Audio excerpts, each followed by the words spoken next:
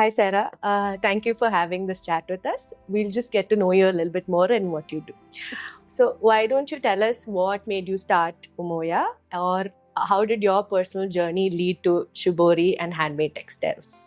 So when I graduated from Shrishti School of Art and Design in 2006, I immediately started working. I went to Bombay and I started working in a job.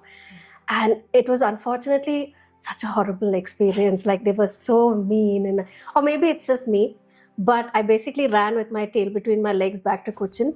And I needed to do something with my hands, as I always do. So what came was Shibori. And it was a wonderful way to kind of express what I was feeling in that moment. And it's very hands-on and it takes a lot of patience. So I started with a few art exhibitions in Cochin itself. And that evolved to making gifts and things like that, like stoles and such, for friends and family. Then it became friends of family. So, and then it just became what it is today. It kind of just took off on its own. It became its thing. So, yeah. Lovely. But why the name Umoya? Do you have like a meaning attached to it, or like a philosophy related to why you chose that name? So that's actually interesting, because once I realized that I wanted to make this something that, I wanted to do this, full time, we were trying to come up with a name. And at that time on the internet, Umoya meant limitless.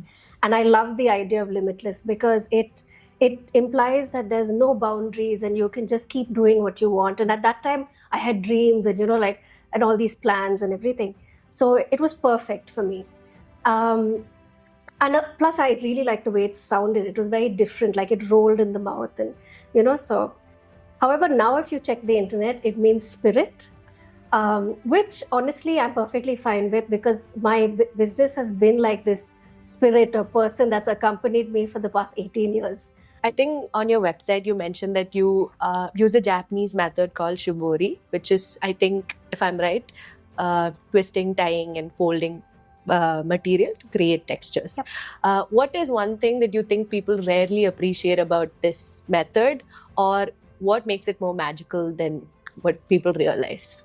So one of the main things is the amount of time that it takes. So, for example, along with tying and folding, there's stitching, and each piece takes about like a week or more. Like saris take us about 2 weeks, and it involves the whole team. It's not just one person. It takes about 6 people to make like one item.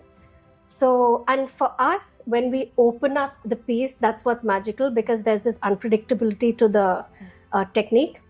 So I think that's what it is. But for me personally, I really love the techniques that are involved, how each one looks different. So if you look at the techniques, I mean, quickly going into it, there's arashi, itajime, and one is bold, one is fluid, one has a bit of a storytelling aspect to it.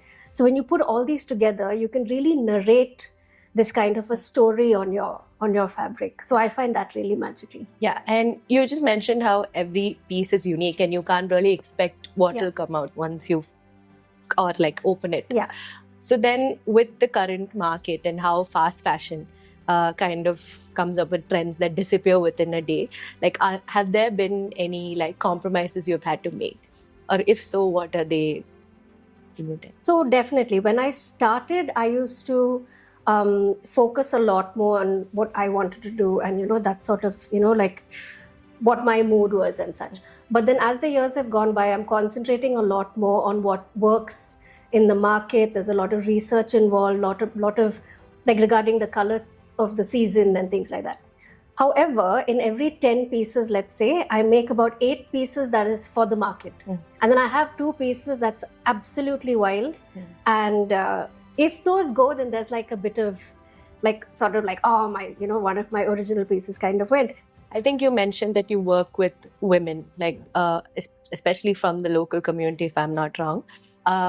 What do you see your role as, or Umoya's role, in terms of supporting local artisans or women artisans? So in terms of Umoya supporting like local artisans, I belong to a group called 100 Hands. And what they do is they really encourage us to work with other artisans. So we have done quite a few collaborations with a few other people, and I think the one that I'm most proud of is we did this collaboration with a Gond artist, Kailash ji, and those works came out so well. So we're always looking to kind of collaborate with other people to create a product line that's completely new and different. And of course, we have the women that we trained. Initially, they didn't know anything about Shibori, but they've been with us for more than, I think, about 10 years or more. So now they're absolute experts. And the space that we've created is really quite a safe space where they can bring their children. There's a lot of chatting. Their husbands are comfortable sending them to a place that's close to their home. So that's the kind of space that we kind of provide. And that was the aim actually when we started. So.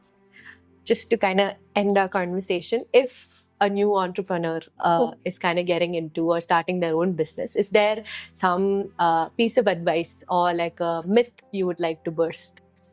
Well, when I started, I wanted to do everything myself because I think I'm a bit of a perfectionist, and I was like, no, I want it my way. But truth be told, any creative business, I feel you need a team. And I still don't have, like my husband keeps telling me, you need to, make your team bigger. But definitely a team for business, marketing and all that, so that you can concentrate on the creative, and you're giving your 100% there. Second thing would be people. There's I think a lot of creative people are introverts to some extent, but you have to deal with people and you have to be open to sharing that passion, and you have to be open to criticism. There's so much that you have to be open to. And just an open mind, be willing to take help, don't take on too much. And I think it was wonderful chatting with you. Thank you so much. Thank you.